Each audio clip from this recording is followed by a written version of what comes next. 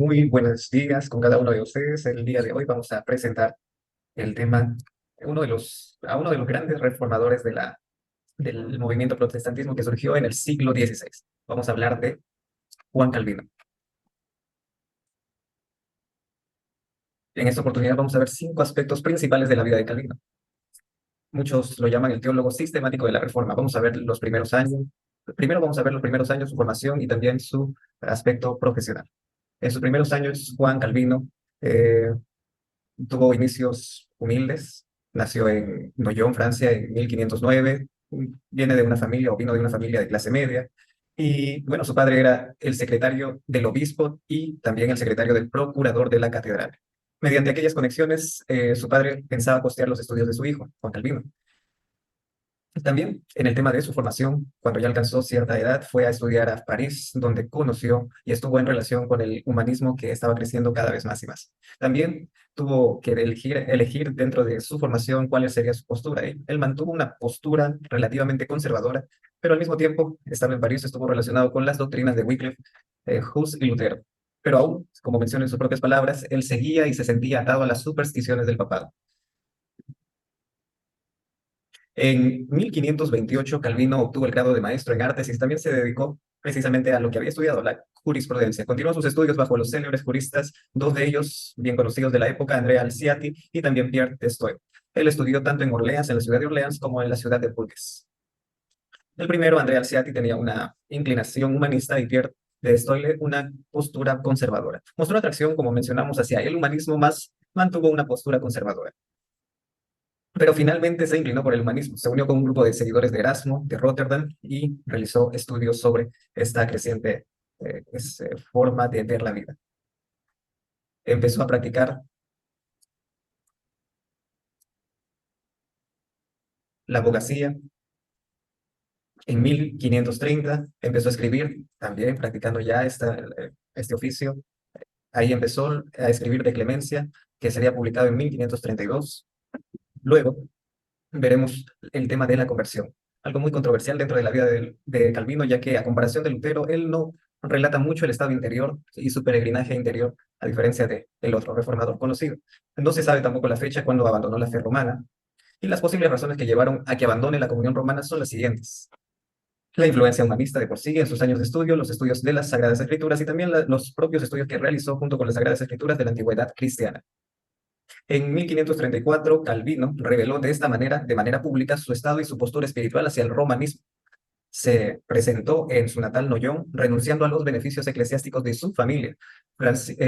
Y en el mismo año, Francisco I, rey de Francia, cambia su postura y ahí empieza a recibir cierta persecución, ya que había revelado y había expresado su posición protestante. Calvino se exilia después de la persecución en Basilea.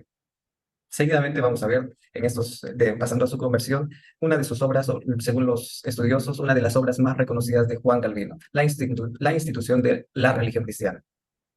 Su propósito nunca fue ser uno de los jefes de la Reforma, uno de los representantes más conocidos del protestantismo. Su deseo solo era estudiar y escribir sobre la nueva fe que tenía. Escribió un tratado sobre el estado de las almas de los muertos, concibió que su vocación era escribir tratados para aclarar la fe confusa de aquellos años. Pero luego inició uno de los proyectos y sería el proyecto principal de toda su vida, un breve resumen de la fe cristiana, como respuesta a la urgente necesidad de la confusión que el protestantismo había iniciado. Habló sobre las doctrinas que no eran tan discutidas por la Reforma, por ejemplo, la Trinidad, la Encarnación, entre otros. La llamó la institución de la religión cristiana. Realizado originalmente en latín, tuvo un éxito inmediato y sorprendente. Su publicación fue, vamos a ver más adelante el tema de su publicación, pero la institución de la religión cristiana, su mayor obra, tuvo diferentes revisiones y ediciones. La primera edición fue en 1539 en latín y 2 años después se lanzaría en el idioma francés. En latín y en francés salieron las siguientes ediciones en los siguientes años respectivos.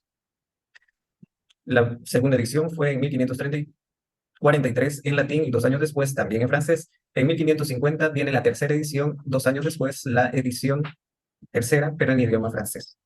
La última edición se realizó en 1559 y se lanzó en 1560 en francés. Esta sería la última y el texto definitivo de esta obra.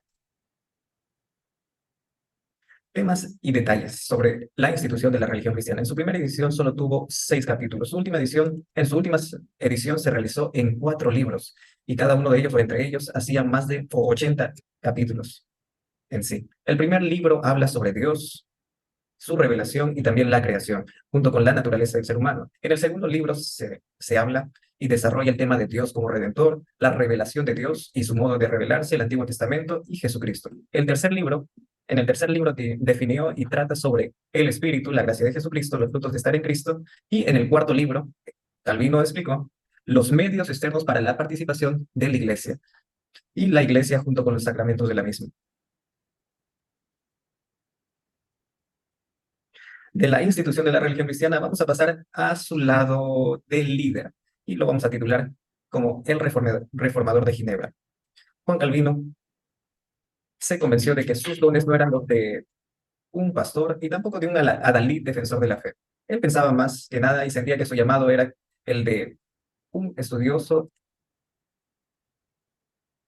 y escritor. Por ello, decidió ir a vivir a Estrasburgo, donde todavía se toleraba la reforma. Vio que en Estrasburgo había un ambiente propicio para sus labores y sus sueños de ser escritor.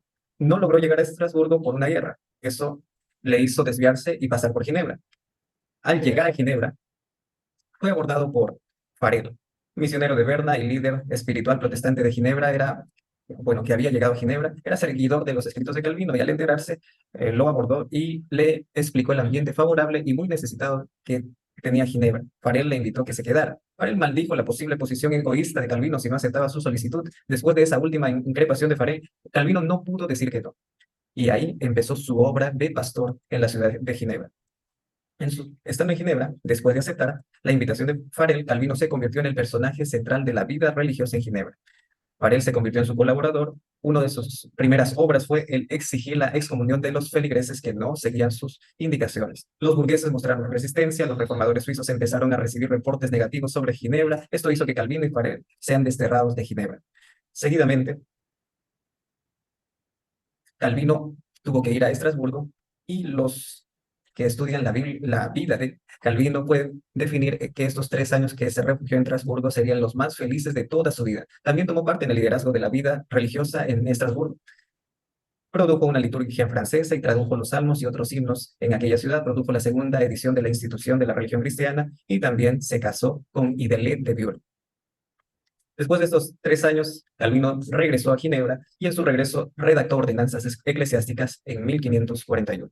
Dejó el gobierno de la ciudad en manos del llamado Consistorio de Ginebra, grupo de pastores y laicos que guiaban a la comunidad cristiana en esta ciudad. A pesar de esta directiva, Calvino influía en aquel consistorio. En 1553, la oposición generó una política precaria en Ginebra.